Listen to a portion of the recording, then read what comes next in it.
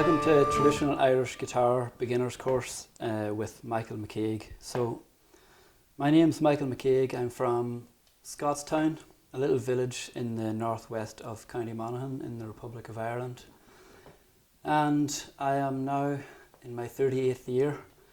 So, I started playing first when I was about, I think, 5 years of age, along with a couple of brothers. We would have started on the tin whistle. And the usual progression in the area we lived in was we continued on to the fiddle or the violin. So myself and at the start 2 brothers of mine, Sean and Connor, we went to our local fiddle teacher who was actually our cousin, Deirdre Rooney, one of the siblings of a very musical family in Scottstown, the Rooney family, of which we are second cousins. So I played the fiddle until, I still play fiddle, but I played it as my primary instrument until I was about 16. And then I decided to get adventurous, and I heard of this thing called a bouzouki. And it turned out that another second cousin of mine who lives in the same parish at home, Sean McElwain, actually had one, and fortuitously enough he was buying a new one, so he sold his original one to me. So that started my bouzouki journey. And I think I heard the bouzouki first, or so I thought, on a Lunasa album, and I associated that sound with it, but it turned out a couple of years later I checked back and I think it was only on one track, so that was kind of what attracted to me at first, but it was kind of a mistaken attraction. So I started learning that from my first cousin, my second cousin, Sean McElwain. He used to come home from college sometimes in Galway, where there was a thriving scene, and he used to show me a few little tricks here and there, and we would listen to some albums together, and we would try out some tricks and go through numerous mistakes and everything else. We used to play along to albums like Dervish and Danu, who had great interactions between bouzouki and mandolas and guitars and all those things. So I went on to college in Galway, was playing quite a bit of bouzouki, and I picked up guitar then, just for my own enjoyment. And I started on dadgad guitar playing, actually. Seemed the easiest to transition from bouzouki, because the bouzouki tuning from the bass string to the high string is G, D, A, D, and with dadgad you have D, A, D, G, A, D. So there's some similarities in the high strings and open strings. So I started to play that, and then in the course of my time I started playing with a musician in a well-known Galway pub called Cheekholy. I started playing with one of the more renowned accompanists in Irish music, Brian McGrath, piano player, and I was asked by Brian to start playing with a band of his and John Carty's, the renowned banjo and fiddle player, to join their band At The Racket. And I remember the conversation. I presumed that I was being asked to play bouzouki because I was mainly a bouzouki player at the time, and Brian suggested that I play guitar, so I said that's fine. And I wasn't known as a guitar player at all, so I decided I would actually, that's when I changed, and I changed from dadgad playing to drop D playing, solely because really that every other player in the band before that had played drop D. The main player in that At The Racket band for years was Gary O'Brien, a great guitar, mandocello and piano player. He played drop D, and also Artie McGlynn played in that band drop D, and a couple of other players, I think Shane McGowan and Shamie O'Dowd, all great players. We can talk about more of these players at various stages through the course, but so I started, that was my journey on guitar to start. So drop D playing is what I use, which is standard tuned guitar, classical standard tuned guitar, except we take the bass string and we tune it to a D instead of an E. So that would be your normal bass tuning string tuned to an E note, and it's just dropped to a D. So hence the name drop D tuning. And I find myself it's the most suited tuning to use for traditional Irish music. I think dadgad is possibly the most popular. It's possibly a little bit more accessible for players.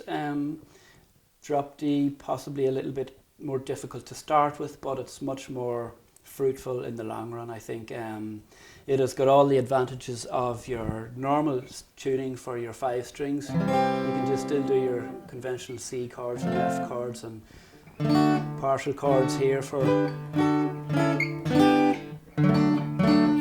B minors, and you've got the advantage then with the drop D is that you have your lovely open sounds, which we'll get on to talking about, because traditional Irish music for a lot of the part, possibly at least a good quarter of it, is in the key of D major. So we got this open and drone sound. So we have the benefit of the not having to change much from our conventional tuning, and then we get this bass thing. So that's my thinking behind the drop D tuning. I started it because of the previous players in the band, and it's actually very accessible, and actually in particular for if you get on to more advanced ways of playing.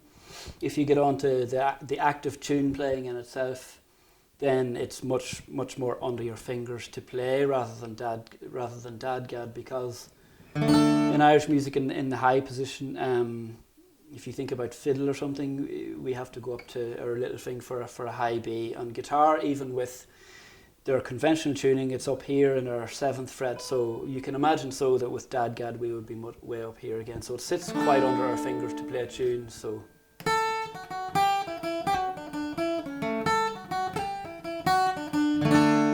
it's all sitting quite here in this kind of first position. So that's another reason why drop D is quite nice. So yeah, I started playing with that band, and I started playing with them in 2006. And I still play with them whenever we decide to get together on sporadic occasions at the moment. Then after that I went on to play actually mostly bouzouki with a great Belfast-based band with Doireann O'Connor, fiddle and keyboard player, producer and engineer, presenter, all the rest, and John McSherry, great uilleann piper and whistle player. And we toured various parts of Europe, Spain, Italy, France, all over, Ireland, the UK really as well. I would have substituted for my second cousin Sean McElwain then years later in the well-known traditional band Téada, which would have a really large profile in the States.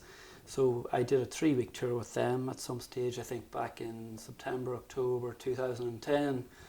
And so that was a lot of fun. We got to see a lot of the States and play for some really nice audiences and some big festivals like the Kansas City Irish Fest and so on. So, and then I do a lot of kind of session work with various solo and duet musicians, and I compose my own music. So I did an album of my own traditional based compositions back in about 2014. So I would have got certain musicians to guest in that, such as John McSherry, Oisin McJames, from my days in my playing in these bands, Brian McGrath, Noel Casey, and my brother Donal, who plays the fiddle. As I mentioned before, we started off learning tin whistle and fiddle as younger children in Scottstown. So our entire family actually learned music, and particularly my brothers. So there's actually 7 of us. So particularly the 4 brothers. So myself, my brother Sean and Connor, who played banjo primarily, and my brother Donal, who is quite a well-known fiddle player now, I guess you could say, who is a recipient of the well-respected and well-esteemed T.G. Cahir Young Musician of the Year, I think back in 2013. So yes, so we're doing drop D guitar here. So as I said, it's standard tuning with the bass string dropped a whole note to a D. So for in traditional Irish music, generally for a tune accompaniment, we're always it's a strumming motion we use. So, and we're using a pick or plectrum as it's called, and one of the other main tools or aids we have is a capo. So if we want to use it for some less common keys, or if we want to use it for some different sounds or pitches, or depending on the arrangements, we might use a capo on various frets. So obviously these are our strings, these are our tuners, and we've got these things here called frets, which mark out the different notes we have. So each fret represents half a note in movement. And for lots of guitars, with some guitars we have a little little dots here marking out some various positions on guitar that help us with our sight and our eye line when we're playing. So yeah, so that's some of the basics. So for this course, what we're hoping to do, the challenge is to give you the strong foundations in the basics of drop D guitar, and some practical theory and some practical playing tips, so that we can build on that for a more intermediate style course in the future.